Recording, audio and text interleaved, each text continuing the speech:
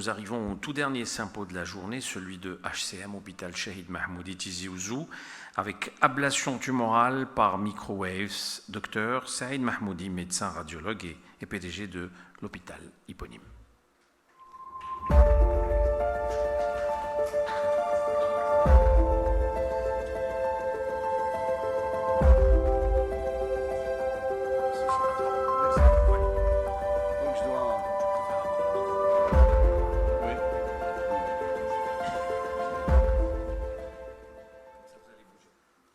Mesdames et messieurs, bonsoir. Puisque c'est diffusé sur les réseaux sociaux, donc on va essayer de... Peut-être... on va essayer de faire beaucoup d'efforts. Donc je vous présente aujourd'hui l'ablation par microwave. L'ablation par microwave, donc c'est une technique qu'on vient d'introduire en Algérie depuis 2023. Donc malheureusement, chez nous, on n'est pas encore féru de ces techniques.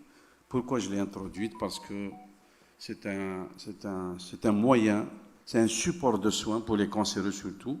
Donc, quand ils font des métastases, on reste quand même armé pour les guérir et pour ne pas laisser les patients s'intoxiquer avec de la chimiothérapie. Donc, pour commencer, donc on utilise... voilà. Donc, ça, c'est le fameux générateur microwave. Juste pour vous dire que cette technique est l'une des techniques, ça veut dire qu'elle n'est pas la seule, c'est l'une des dernières d'ailleurs. On a commencé par la radiofréquence qui utilise des ondes radio. Après, il y a eu la cryogénie qui était un système de froid. Et après, le micro-ondes est venu avec aussi ses qualités, ses défauts. Donc nous avons introduit cette technique pour traiter les tumeurs bénignes bien sûr, mais surtout les tumeurs cancéreuses que vous allez voir par la suite. Le principe de chauffer, c'est quoi? Donc, quand il y a une lésion tumorale, de préférence, elle soit de petite taille, 3 cm, c'est l'idéal, maximum. Donc, elle introduit l'aiguille, que vous voyez ici, et la température va monter à 60 degrés, donc dans le tissu qu'on veut traiter. Et l'intérêt de monter à 60-70, parce qu'il n'y a aucune cellule qui résiste à cette température, notamment les cellules tumorales. Donc, on va créer une apoptose. On va tuer la cellule tumorale avec de la chaleur, mais il n'est pas seulement nécessaire de tuer, de faire l'ablation de la tumeur, mais aussi de brûler, comme vous voyez, au moins 5 mm de foie sain pour éviter la récidive.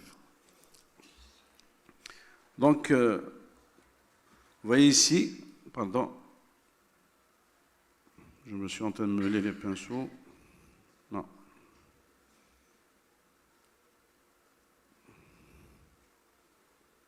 Non, il faut que je fasse, voilà. Regardez comment revenir au premier. Voilà. Donc là, c'est la représentation de la thyroïde. Pourquoi la thyroïde? Parce que la thyroïde, actuellement, tous les nodules thyroïdiens d'une certaine taille sont traités par microwave. De préférence, on évite d'opérer, de faire des thyroïdectomies à tort et à travers, et de mettre le patient sous l'ouverture toute la vie. C'est l'une des applications majeures actuellement dans la thyroïde et nous faisons beaucoup de patients. Donc, on fait une thermoablation avec, bien sûr, une introduction de l'aiguille. Il faut quand même une technicité parce qu'il faut créer une hydrodissection, il faut injecter du sérum, il faut anesthésier la capsule, mettre le nodule, l'éloigner du nerf vague, de la carotide, du récurrent, de la trachée, pour éviter de brûler ces organes-là. C'est facile. Ça veut dire que pour quelqu'un qui s'entraîne, Après, vous avez une régression complète du nodule thyroïdien. Au bout de 24 mois, il sera réduit de 80% de volume. C'est très important, ce que je dis. Dans les pays occidentaux aujourd'hui, on n'opère plus la glande thyroïde, on ne fait plus de thyroïdectomie. Et sachant que nous sommes un pays d'endémie de goitre, la population a presque la majorité des nodules, mais la condition de faire la thermoablation, c'est de préciser le caractère bénin de ces nodules. C'est-à-dire qu'on ne fait pas de la thermoablation intérieure à travers. Quand on a des doutes, il faut aller jusqu'à 2 cytoponctions pour confirmer que le nodule est bénin. Ça, c'est la première catégorie. Vous avez vu quand même. Alors, pour les complications immédiates, c'est très simple. Vous avez une douleur, mais qui disparaît juste avec du glaçon. Vous avez l'œdème. Toujours, on commence par injecter 2 grammes de corticoïdes et on finit par mettre 200 mg de corticoïdes à la fin. Donc, on fait une antibiothérapie, une antibrophylaxie plus des corticoïdes. Il risque d'y avoir un changement de voix parce que si on peut chauffer le récurrent, ça peut avoir une petite dysphonie passagère. Mais ce qui n'est pas inscrit ici, c'est la complication. Quand on chauffe, par exemple, le nerf vague, il faut toujours le repérer quand on fait l'échographie. S'il a une position, par exemple, du côté de la carotide, du côté versant thyroïdien, il faut toujours mettre du glucosé à 5% pour le pousser. C'est très simple, hein, on injecte en périthyroïdien du sérum qui va isoler tout le nodule pour éviter les complications. Donc ici, vous avez, à 24 mois, il n'y a plus rien. C'est-à-dire qu'à 24 mois, ça devient un petit nodule.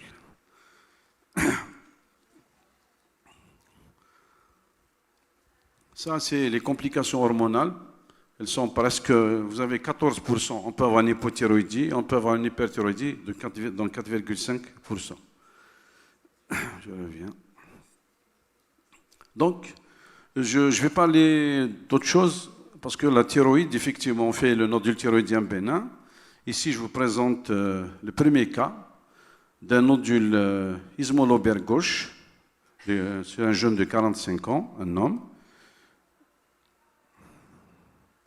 Donc là, je vous décris la technique. Donc au préalable, on injecte 2 grammes de céfacidal, c'est une prophylaxie, une antibioprophylaxie. On désinfecte la région cervicale. On a fait une injection de lidocaïne, c'est très important, en péricapsulaire.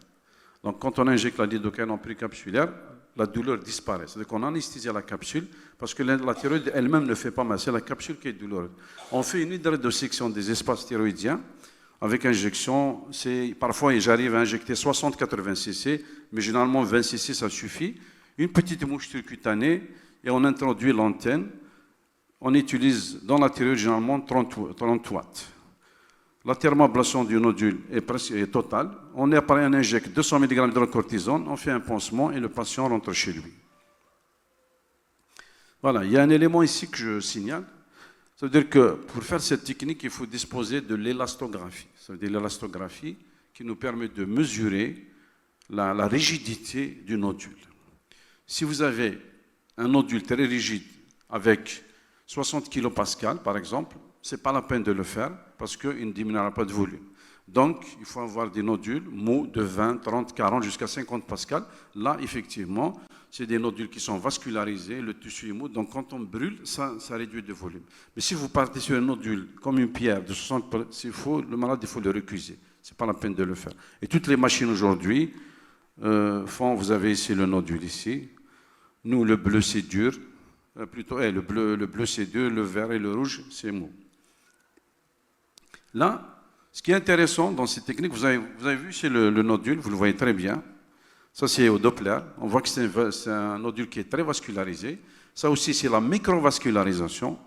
L'intérêt de cette technique, c'est que quand vous allez terminer de faire votre thermoablation, cette vascularisation doit disparaître. Et s'il disparaît totalement, donc votre geste est totalement réussi.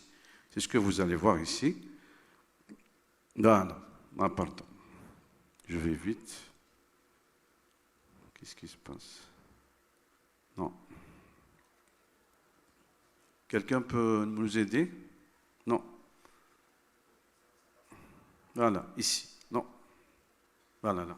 Vous voyez, j'ai bien dit, s'il vous plaît, je pense que ça bouge. Voilà. Vous voyez ici, préablation. Préablation, c'est de l'autre côté. Nous avons un nodule qui est très vascularisé.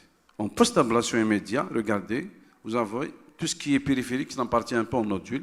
Donc vous avez, là vous pouvez dire que j'ai réussi mon ablation et le nodule va commencer à diminuer de taille. Au moment où déjà vous l'avez fait, s'il est bien vascularisé, il va diminuer à moitié. Donc après on mesure tous les 3 mois, tous les 6 mois jusqu'à 2 ans. Ça c'est le premier cas. Le deuxième cas, ça c'est un cas, d'ailleurs quand on m'a présenté cette patiente, 86 ans, je voulais pas, personne ne voulait la faire. Une hyperthyroïdie, PCTH élevé, calcium élevé, les chirurgiens n'en veulent pas, les réanimateurs n'en veulent pas, personne n'en voulait. On me l'a présenté. Elle avait donc une PTH à 312 et un calcium à 129. C'était complètement en hyperparathyroïdie. Donc j'avais accepté de la faire. Vous voyez ici le nodule parathyroïdien. Nous, les radiologues, on les voit bien. Donc c'est un nodule parathyroïdien qu'on voit très bien et qu'on va venir brûler. Vous voyez ici, en post-ablation, vous voyez, ça, il n'y a plus rien. Donc, et vous allez voir. Donc le nodule, je l'ai fait à 90% parce que j'avais peur. Il était vraiment en contact du récurrent. Si je voulais aller loin, je risque de brûler le récurrent et de faire sortir la patiente avec une dysphonie ou carrément une aphonie. Donc, on a fait un bilan biologique dans une semaine après. Vous voyez voir, la PTH est passée de 181, version 312, et le calcium est redevenu normal avec 84 versus 129. Le cas numéro 3, la même chose. C'est une femme de 69 ans avec une hyperpara. La date d'ablation, c'était le 2 octobre 2023 avec un PTH à 287 et un calcium à 112. Qu'est-ce qui se passe? C'est celui-là. Donc c'est celui-là, je pense. Je ne sais pas si j'avance ou je recule avec ça. Vous voyez ici le nodule parathyroïdien, toujours. Vous voyez là où j'ai mis les...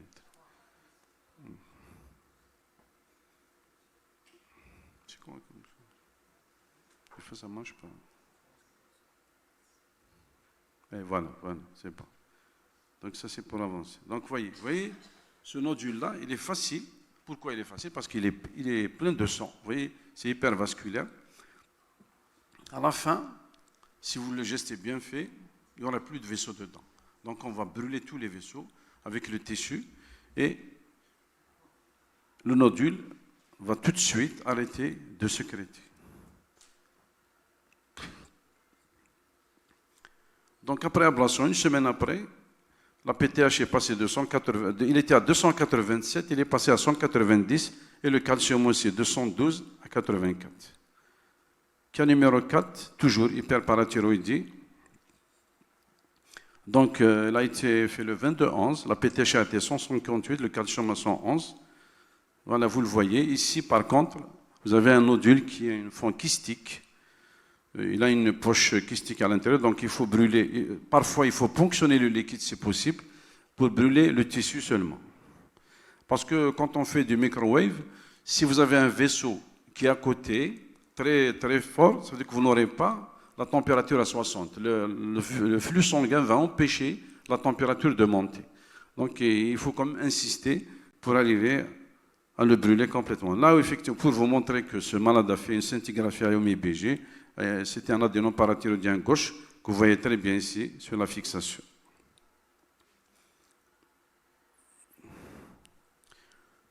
Donc voilà, une semaine après la thermoablation, la PTH est à 70 et le calcium il reste à 101. Maintenant, alors il faut voir pourquoi. Cas numéro 5, là on va passer. Donc on a passé sur la thyroïde. J'ai oublié de vous dire aussi qu'aujourd'hui, donc la thyroïde, vous avez les nodules thyroïdiens bénins, les parathyroïdes, mais aussi les nodules chauds. Quand vous avez un nodule toxique, hypersécrétant, de n'importe quelle taille, vous pouvez aussi le faire une thermoablation et vous allez constater la normalisation des hormones thyroïdiennes juste après. Vous avez aussi un autre cas, nous, je ne sais pas encore chez nous malheureusement, les endocrinos ne veulent pas admettre la situation.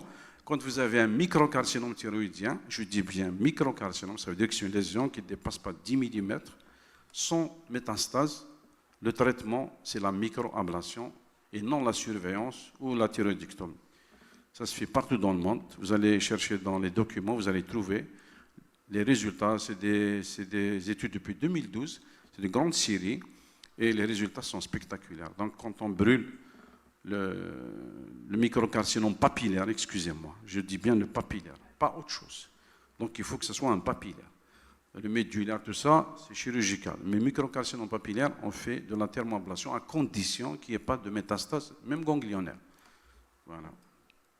Si on passe au problème, aux choses qui m'ont fait pousser à faire de la thermoablation dans ma profession, dans mon parcours depuis 6 ans dans les cancers, c'est quand on traite un patient, en Algérie surtout, on lui fait la radiothérapie, on lui fait la chimio, on lui fait la chirurgie, tout va bien, il rentre chez lui, il est guéri. 1 année, 2 ans après, il pointe avec une métastase hépatique, 2 méta-hépatiques, une métapulmonaire, et là, ça devient un grand problème. Le chirurgien, il opère, il vous dit jusqu'à quand, donc même si on les opère, c'est des chirurgies quand même lourdes. Et c'est pour ça que j'ai perdu des jeunes, ça m'a fait de la peine. J'ai traité des CAVOM, guéri totalement, il nous revenait avec 2 méta-hépatiques, et après la chimio, ça répond, on les perd. Et c'est ça qui m'avait incité.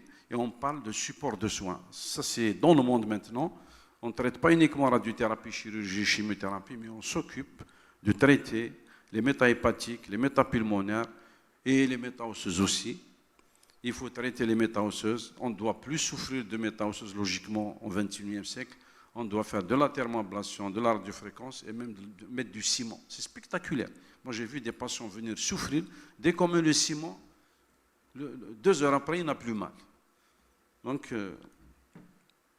c'est une néoplasie colique traitée par chirurgie chimio-radiothérapie. Le bilan radiologique de contrôle, le 4 juin 2023, a trouvé un nodule pulmonaire solide. Ça, c'est une jeune femme de 44 ans, je ne vais pas l'oublier. Voilà. Donc vous avez ce nodule que vous voyez. Tout est normal chez elle, tout est normal, il n'y a plus rien, il n'y a que ça. Et on a fait une biopsie, c'était une métastase du néocolique. Donc, l'opérer, vu sa jeunesse, quand on vous opère pour un nodule pulmonaire, ce n'est pas facile. Soit on fait une lobectomie, soit on fait une segmentectomie, mais jusqu'à quand? On vous enlève un segment. Donc, cette technique, elle est simple, elle se fait en scano-guidé. C'est-à-dire qu'on utilise le scan. Vous voyez ici, on a vérifié au PET scan que c'est une lésion qui fixe, donc elle est métastatique. Voilà le nodule. Après, on introduit une aiguille. C'est de la chasse. Il faut avoir les moyens. Il faut le faire sur fluoroscopie. Donc, on se fait irradier, bien sûr. On suit l'aiguille. On arrive au nodule, on l'accroche et on allume le générateur. Généralement, ici, on met 60 watts. Et après, il ne faut pas brûler seulement le nodule, mais il faut créer une zone en verre dépoli que vous allez voir autour pour qu'il n'y ait pas de récidive. Vous voyez? On a traité le nodule, mais on a brûlé pour que les cellules qui sont à côté ne vont pas repousser. Donc ça c'est... On a fait un contrôle, vous allez voir. Le contrôle, 1 mois après. Un mois après, déjà, vous avez une cavité. Vous la voyez ici. Donc cette femme, on va lui faire un PET scan dans 4 semaines. Le cas numéro 6, la même chose. C'est une néoplasie colique traitée par chirurgie chimiothérapie. Donc voilà. Cette malade, je vous assure, quand je l'ai reçue, je ne voulais pas la faire parce que la masse elle est trop grande. C'est la seule localisation. Les chirurgiens hésitent, ils ne veulent pas faire la pneumonectomie. Donc c'était un peu compliqué. Donc c'est une malade, je me souviens de Blabbas, il est venu, et on lui a fait sa thermoablation. Donc vous voyez, on introduit l'aiguille, mais ça c'est un examen parce que ça a duré presque 2 heures. 2 heures, il faut en brûler. Partie par partie, voyez, on ne la voit plus. Donc là, on a fait carrément un trou dans le poumon. Voilà. Donc, et vous voyez, on a créé une grande zone blanche autour de la tumeur. Voilà. Donc, après, il y a un pneumothorax qu'on a créé, qu'on avait exuflé, et tout est rentré dans l'autre. Le cas numéro 7, ça c'est un patient, je me souviens de 56 ans qui est venu de Tébessa. Il est parti en Tunisie, après il est revenu, ils lui ont demandé plus que ce qu'on fait nous. Ils lui ont demandé 750 000 dinars. Donc vous voyez un peu nos patients, comment les pauvres subissent le... Donc c'est un carcinome hépatocellulaire sur hépatite chronique. Il a été admis pour une prise en charge et thermoablation. Le malade, bien sûr, il est venu avec une thrombopénie, problème hépatique, un bilan carotide perturbé. On était obligé de le traiter. On a mis sous corticothérapie, plus une transfusion de chiroplaquettaire. Vous voyez la lésion ici. Vous la voyez. Là, j'ai mis une aiguille. C'est des lésions difficiles à traiter parce qu'elles sont tuées sur le dôme hépatique avec le diaphragme à côté. Toutes les erreurs se payent, donc il faut être prudent. Tout ça se fait fluoroscopie. Vous voyez?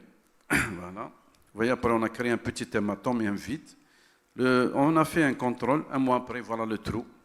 C'est une lésion de 17 mm. Vous voyez le trou qu'on a créé dans le foie.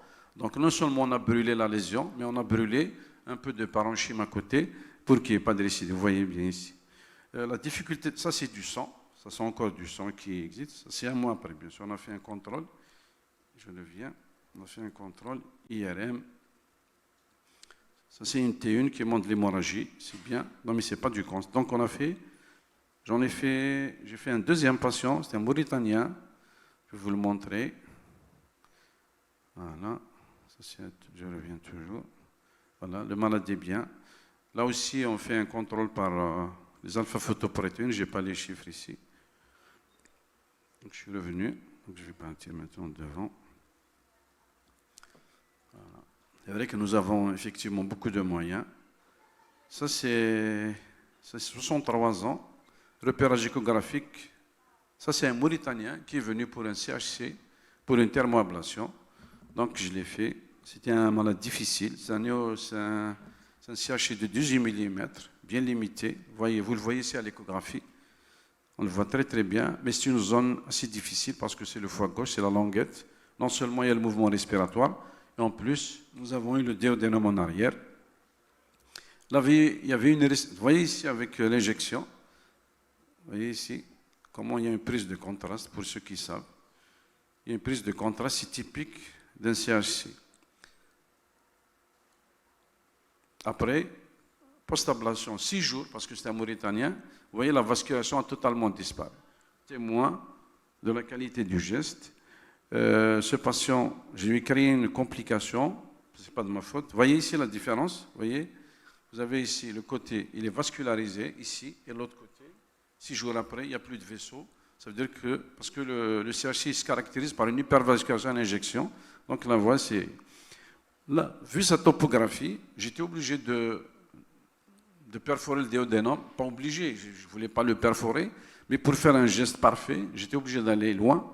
Et dans mon courage, j'ai perforé le duodénum, j'ai créé un pneumopéritoine qu'on avait géré par la suite. Il n'y a pas eu de complications. Donc, il faut vous dire que ce n'est pas... Le cas numéro 9, alors celui-là, je me souviens aussi, celui-là c'est un néocolique traité il y a 2-3 ans en France. Il a fait de la radiochimiothérapie, il est revenu avec une location secondaire hépatique de 7 cm et une pulmonaire. Je ne voulais pas montrer, parce que j'ai traité les deux le même jour. Hein. J'ai traité les deux, ça m'a pris un après-midi. Donc voilà, la métahépatique, vous la voyez ici. Ce qui est intéressant quand on traite les métastases hépatiques avec l'échographie, c'est que c'est du direct.